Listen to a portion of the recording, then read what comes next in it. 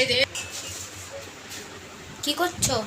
এই যে ময়দা ময়দা মেখে তার মধ্যে যে কালো জিরে দিয়েছি, তারপরে কর্পূর দিয়েছি, দিয়ে পিস পিস করে কেটে তেলে ভেজেছি, ভেজে এই যে রস নিয়েছি ওরে এবার রসের মধ্যে দিলাম, দিয়ে এবারে গজা দিয়ে এবার গজা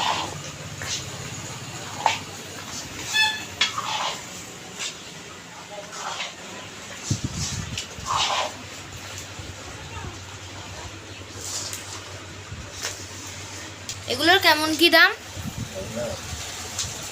250 টাকা। আচ্ছা।